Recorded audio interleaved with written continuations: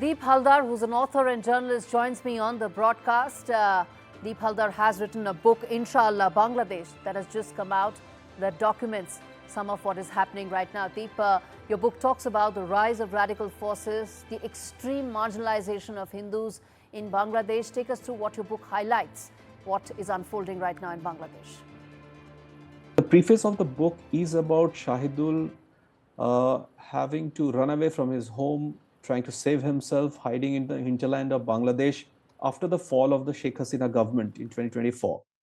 And the reason he had to run away, he used to contribute to Indian news channels and Indian news websites from Bangladesh. He was the Bangladesh correspondent. So he used to, in fact, report to me till 2024. The reason he had to do so is because, among other things, he had written about the rise of radicalism in Bangladesh, right? And this is during the time of Sheikh Hasina. And every terror attack that took place in Bangladesh, he had diligently reported on those. So he was marked, as one of those people who had to be taken out after the fall of the Hasina regime, right? And there were several terror groups inside Bangladesh that wanted him dead. So he had his own place in Dhaka. He has his family in Dhaka. So he had to go in hiding. Finally, he escaped to India, and that's when we decided on the book.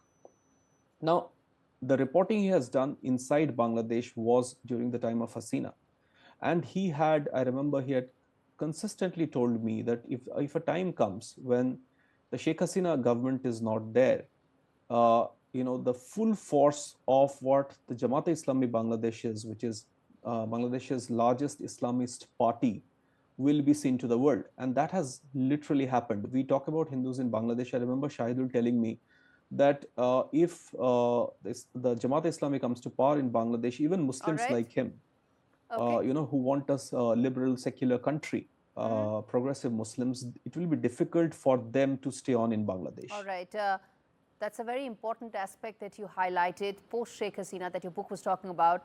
That's exactly what's happening right now. 11 Hindus in 35 days slaughtered. What's the recourse? There's no recourse. One can only hope that the elections do take place on February 12th. There are questions raised about elections because if you look at the entire July uprising of 2024, the intended reason and the intended outcome for the July uprising was to have a Bangladesh where electoral democracy finds root. The argument was under Hasina stole elections, so there was no electoral democracy. But look what's been happening to Bangladesh ever since. And now they are talking about elections on February 12th without the Awami League, which is the largest political party in Bangladesh. So there's going to be an election without the Awami League. But even then, if there is an election and if one political party comes to power through whatever that election is, it would be hardly free and fair. But one can only hope that if there is indeed an election on February 12th, and if there is a political party that comes to power, the situation would improve. But there are huge doubts still about whether the elections would happen on February 12th, and even if it happens, would a government be able to manage the situation on the ground? Where are all those international organizations that were crying hoarse on other occasions, but completely quiet right now? Deep, I want to then ask you about Tarique Rahman. He may be the next Prime Minister. He has made some reconciliatory messages, and some of his tone is very reconciliatory. Do you expect that to continue post the election if he becomes the Prime Minister? Tarique Rahman has been making some right noises ever since he returned to Bangladesh after 17 years in exile on December 25th, 2025. But, the past record of the BNP and his own record during the time when his mother, Khaleda Zia, was the Prime Minister of Bangladesh is pretty damning. But one hopes that he's a changed man, and some of what he's saying on the ground in Bangladesh after returning to his country after 17 years of exile, he would deliver on those promises. He's talking about an inclusive Bangladesh. He's reached out to all communities. But there are also reports that a senior leader of his party and that's on video. Gave an election speech somewhere where he almost threatened Hindu voters that if they want to live in peace inside Bangladesh, they better vote for the BNP.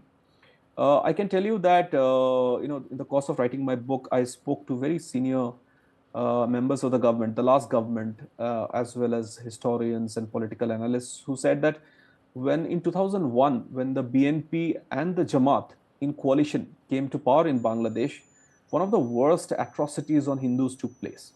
There were horrible massacres that took place for months after the BNP Jamaat came to power in 2001.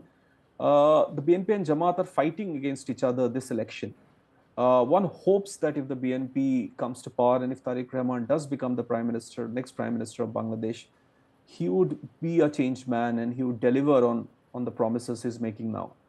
Deep, which brings me to ask, what can India do in such a situation? There are calls that if India doesn't act now, when the Hindu genocide is so obvious to all, then when can it? Do you think there are options, if at all any, for India? There is a very strong reaction about India's role in this. I mean, we have from time to time spoken out very strongly against the atrocities on Hindus in Bangladesh, attacks on temples. But there are many inside Bangladesh and also within India who believe India should do more. But it's a sovereign country. I mean, it's quite all right to expect that India would sort of somehow salvage the situation for Bangladesh and for Bangladeshi Hindus. But the point remains that it is Bangladesh's internal affairs, right? And India has very strongly protested against what's happening inside Bangladesh. But without an elected government in place, India can't do business. Possibly, India can't do business with an unelected government, which is the Yunus administration. As far as the CA is concerned, there have been talks about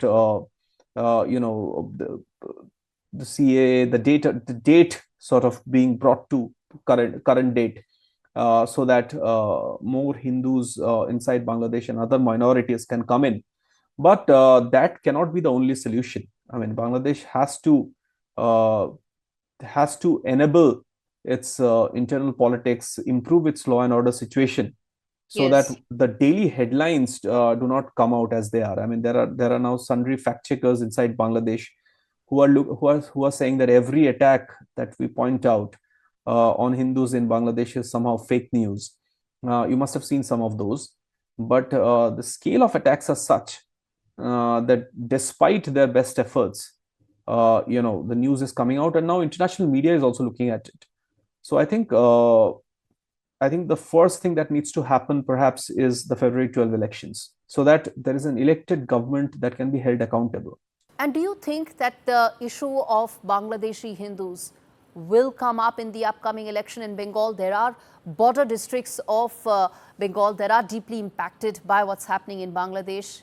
Is that going to be a talking point in these elections that are coming up in Bengal? It might. I mean, because it's too close for comfort, right? I mean, if you look at the Motua constituency inside Bengal, for instance, and not just the Motua constituency, there is a sizable section of Bengali Hindus in West Bengal who have come from that side during and after partition. The partition never really stopped, unlike the partition in the West. There have been waves of migration through the decades. So, I mean, this is not too close for comfort. There might be a reaction that you get to see in the Bengal elections as well. But the politics of West Bengal is very different than the politics elsewhere. So you don't really know. But right now, this is definitely a conversation inside West Bengal about what's happening to Hindus in Bangladesh. Deep, I'm going to leave it there. Hope is all that Hindus in Bangladesh can really clutch on to. Thanks much for speaking to me on India Sense.